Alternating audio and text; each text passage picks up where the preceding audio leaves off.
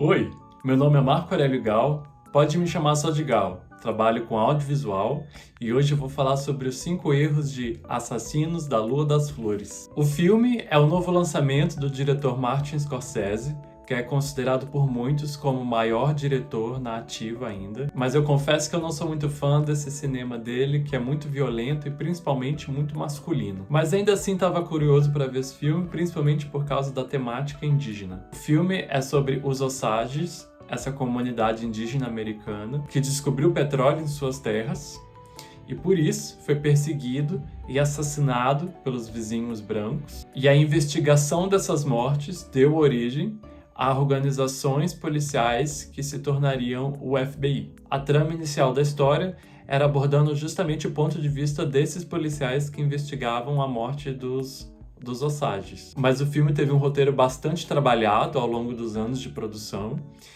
e mudou o ponto de vista da história. O que era uma história sobre a criação do FBI acabou sendo, na verdade, uma história sobre os assassinatos dos Osages. Mas assistindo o filme eu tive alguns problemas com ele e resolvi listar aqui 5 deles. Para isso eu vou precisar falar sobre o filme, então cuidado com spoilers. E o meu primeiro problema com o filme é principalmente o ponto de vista da história. Mesmo eles identificando essa questão e mudando o ponto de vista da história e deixando de ser uma história sobre o FBI e sendo uma história sobre os indígenas, ainda assim o ponto de vista da história era contado através de homens brancos, quando a verdadeira dona da história é Molly, que é uma mulher e indígena. Esse deve ser o filme dos Scorsese que mais tem personagens mulheres e relevantes, e mesmo assim, para cada uma personagem mulher, tinha 10 outros personagens homens que tinham mais autonomia que elas na história. Ou seja, não adianta você reconhecer que a história é sobre a Molly e os assassinatos que aconteciam na família dela,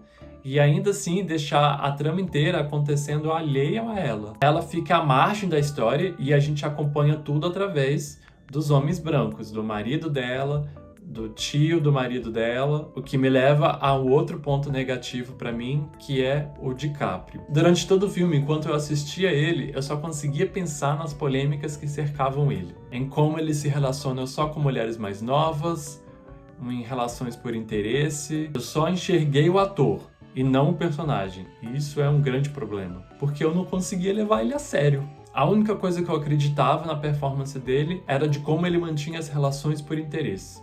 Isso sim eu achei bem incrível. Mas a história do homem que ama sua família e quer protegê-la, eu não comprei não. Talvez essa seja a hora de repensar essa parceria entre o Scorsese e o DiCaprio, ou seja, o Scorsese buscar outros parceiros para os seus filmes, porque o resultado aqui fica à sombra de outros grandes trabalhos que eles já fizeram juntos e que nunca foi superado depois de A Ilha do Medo, que eu considero o ápice dos dois. Inclusive, esse é outro grande defeito do filme para mim. O filme vende a relação romântica do casal, mas em nenhum momento eu comprei isso. Primeiro que eu não entendi por que ela se interessou por ele. Ela sabia que ele estava atrás dela por interesse, ela sabia que ele não gostava de trabalhar, ela sabia que ele era preguiçoso, que só queria se divertir. Então quais são os atrativos dele?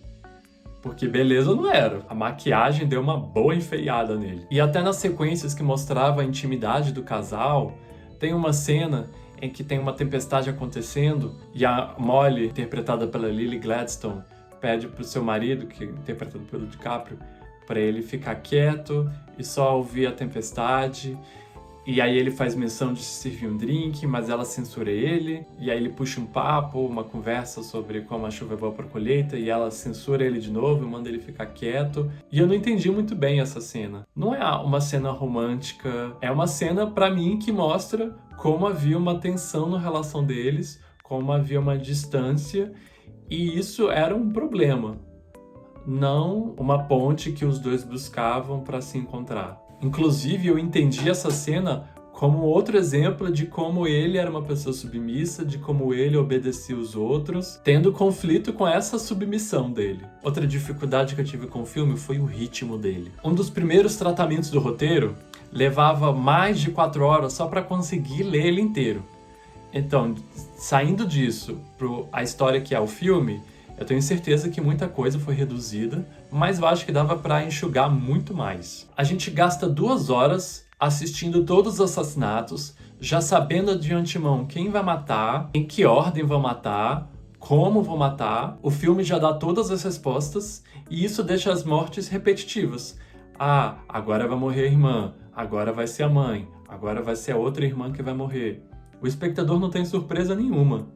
Tá certo que acontece um escalonamento das ações e elas deixam de ser mortes mais discretas para se tornarem cada vez mais explícitas, mas ainda assim não é o suficiente. Daí no terço final, o filme adota esse tom de investigação, de novo, porque ele estava contando sobre a criação do FBI inicialmente, mas como o espectador já sabe tudo o que aconteceu, é meio inútil, porque além do espectador já saber tudo, não existe muito esse sentimento de agora as mulheres vão ser vingadas, porque o espectador pode até não saber da história original, mas ele sabe que a justiça beneficia principalmente aqueles que têm poder e contato, e não a minoria. E eles gastam um tempão da história nessa investigação.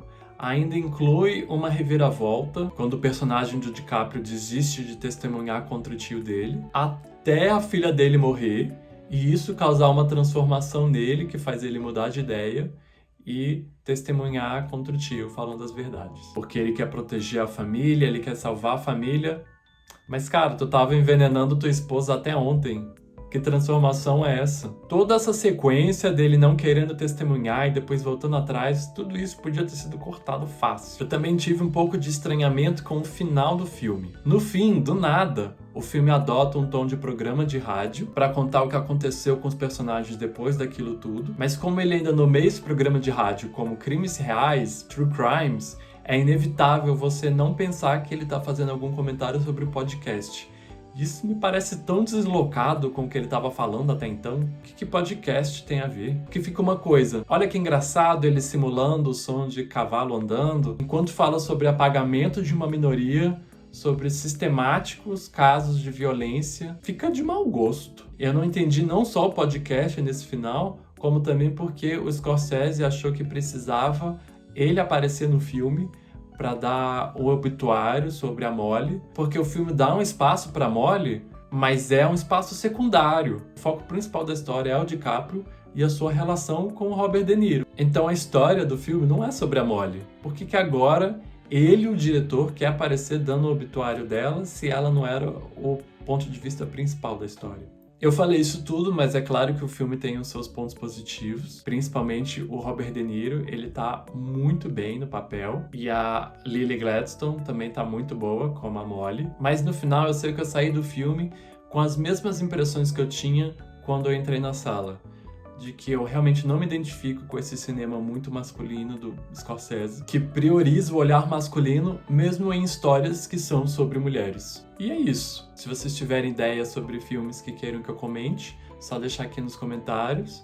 Peço para vocês darem um like no vídeo, se inscreverem no canal e a gente vai se falando. Tchau, internet!